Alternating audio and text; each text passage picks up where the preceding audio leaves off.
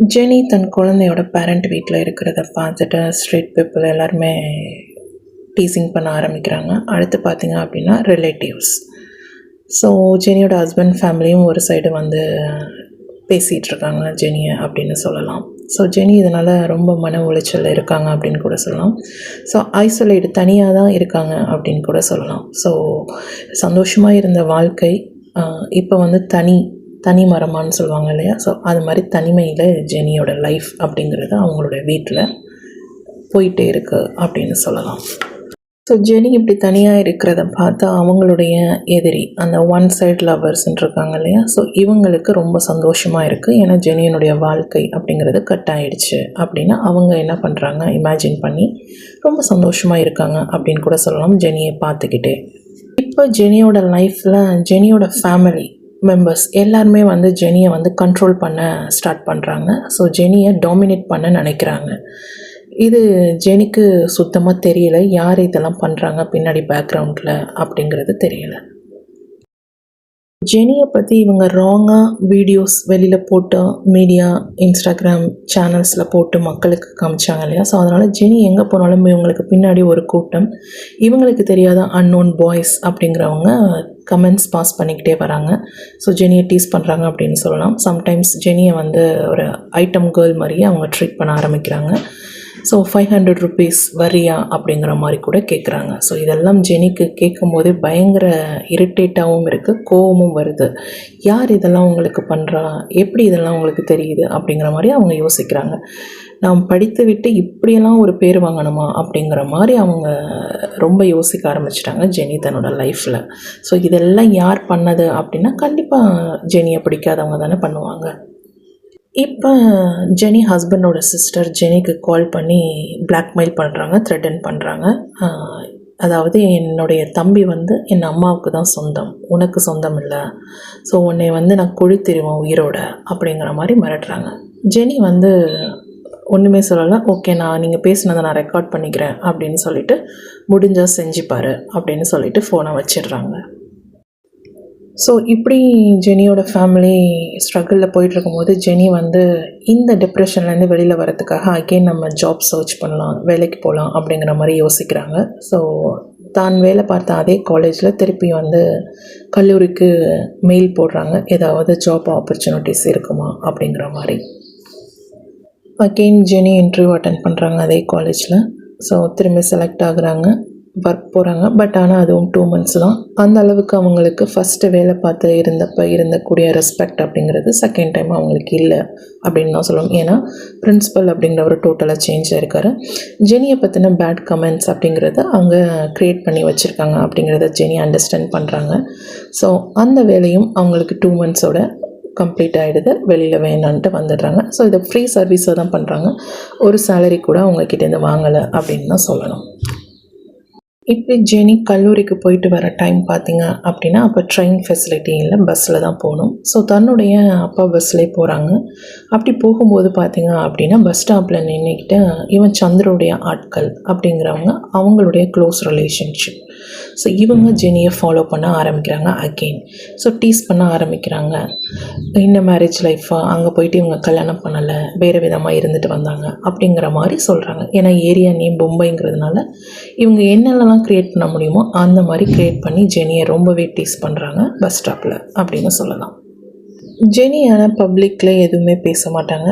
Just அவங்க வந்து ஒரு டெரர் லுக், ஒரு ஆங்கர் லுக் தான் கொடுப்பாங்க. ஸோ அது மாதிரியே முறைச்சிட்டு அவங்க பாட்டுக்கு பஸ் ஏறி வந்துடுறாங்க. ஸோ எவ்வளோ நாள் நீ என்னை ஃபாலோ பண்ணி பேசு அப்படிங்கிற மாதிரி ஜெனியோட மென்டாலிட்டி இருக்குது. ஸோ அவங்களும் அவங்க பேசுகிற வரைக்கும் பேசட்டும் அப்படின்னு சொல்லி தன்னுடைய வேலை ஜெனி வந்துக்கிட்டே இருக்காங்க அப்படின்னு தான் சொல்லணும். ஸோ இதை பற்றி ஜெனி எங்கேயுமே கம்ப்ளைண்ட் பண்ணல. பிகாஸ் ஜெனி வந்து அனாலிசிஸ் பண்ணுறாங்க, இதெல்லாம் யார் ப்ராசஸ் பண்ணுறா அதை நம்ம ஃபைண்ட் அவுட் பண்ணி ஆகணும் அப்படிங்கிற மைண்ட் செட்டில் அவங்க இருக்காங்க. அதன் பிறகு ஜெனி லோக்கலில் இருக்கக்கூடிய இன்னொரு காலேஜுக்கு அப்ளை பண்ணுறாங்க. ஸோ அங்கே பார்த்திங்க அப்படின்னா இதே குரூப் அவங்க என்ன பண்ணுறாங்க அப்படின்னா ஜெனிக்கு வேலைவாய்ப்பு தரதா சொல்லி வேறு நம்பர்லேருந்து காண்டாக்ட் பண்ணி ஜெனியை இன்டர்வியூ அட்டன் பண்ண வைக்கிறாங்க. ஸோ ஜெனியும் போயிட்டு இன்டர்வியூ அட்டன் பண்ணுறாங்க, அந்த காலேஜில் செலக்ட் ஆகுறாங்க. பட் அங்கே பார்த்திங்க அப்படின்னா அங்கே கலீக்ஸாக ஒர்க் பண்ணுறது இந்த சந்துரு. ஸோ இது ஜெனிக்கு சுத்தமாக தெரியாது. இன்டர்வியூ அட்டன் பண்ணும்போதும் சரி, செலக்ட் ஆகும்போதும் சரி, ஜாயின் பண்ணும்போது தான் தெரியுது. பட் ஆனால் அக்யூரேட்டாக தெரியல அந்த பர்சன் தானே இந்த பர்சன். ஏன்னா ஒருத்தர் மாதிரியே 2 பேர் 3 பேர் இருப்பாங்க இல்லையா. ஸோ அதனால் ஜெனி வந்து அதை சீரியஸாக எடுத்துக்கல. சரி ஓகேன்னு அப்படின்னு சொல்லி ஜாப் ஜாயின் பண்ணுறாங்க லோக்கல் காலேஜில், தஞ்சாவூரில்.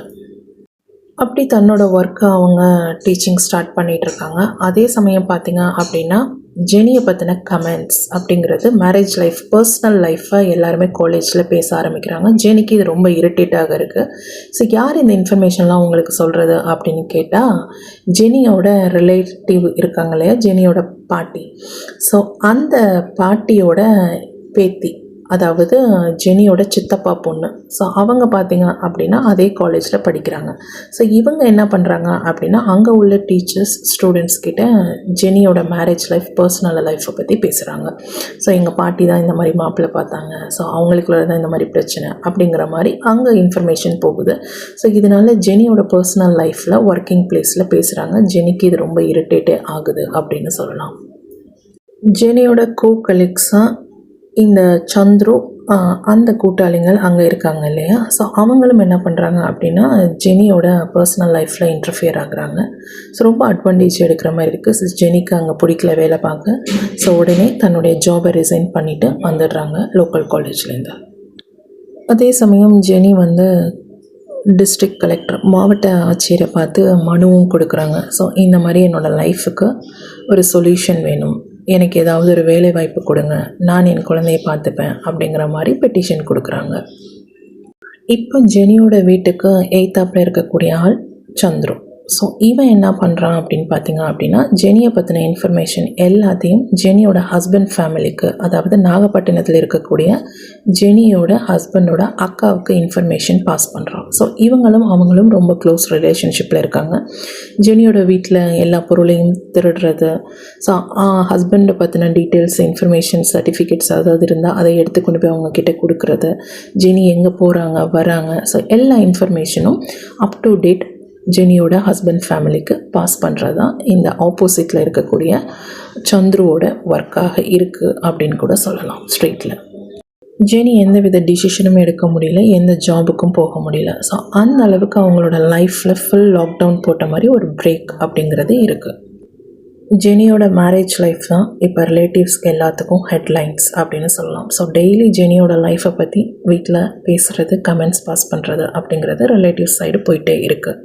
ஸோ ஜெனி பார்த்திங்க அப்படின்னா இது எல்லாமே அடுக்கடுக்காக அவங்களுக்கு கண்டினியூஸாக நடந்துக்கிட்டே இருக்கிறதுனால வன்முறை தாக்குதல், பிளாக்மெயிலிங், த்ரெட்டனிங், ஸோ ஈவ்டீசிங் இது எல்லாமே நடந்துக்கிட்டே இருக்குது. அதே சமயம் வீட்டில் பேரண்ட்ஸ்க்கும் மன வருத்தம், ஜெனியும் ரொம்ப கோவமாகி வீட்டில் கத்த ஆரம்பிச்சிட்டாங்க அப்படின்னு கூட சொல்லலாம். இதில் தவறு அப்படிங்கிறது யார் மீது இருக்குது அப்படிங்கிறத நீங்கள் தான் சொல்லணும். ஸோ ஜெனியின் மீது தவறு இருக்கா அப்படிங்கிறத எல்லாரையும் யோசிக்கணும். அமைதியாக ஒரு பெண் தன் வாழ்க்கையை தன் குடும்பத்தோடு நகர்த்தி கொண்டிருக்கிறாள். அப்படி இருக்கக்கூடிய பெண்ணினுடைய வாழ்க்கையில் ஏற்படக்கூடிய துன்பங்கள், துயரங்கள் அடுக்கடுக்காக ஒரே குடும்பத்திற்கு, ஒரே நபருக்கு, தனிநபருக்கு ஏற்படுத்தக்கூடிய வன்முறை தாக்குதல்கள் அப்படிங்கிறது காலம் காலமாக இருந்துக்கிட்டே வருது. 2026 ஆனாலும் இதை தனி மனிதனுடைய வன்கொடுமைன்னு சொல்கிறதா, அல்லது குடும்ப தாக்குதல் அப்படின்னு சொல்கிறதா, அல்லது ஃபேமிலியோட டாமினேஷன் அப்படின்னு சொல்கிறதா, எப்படி சொல்கிறது அப்படிங்கிறது தெரியலை.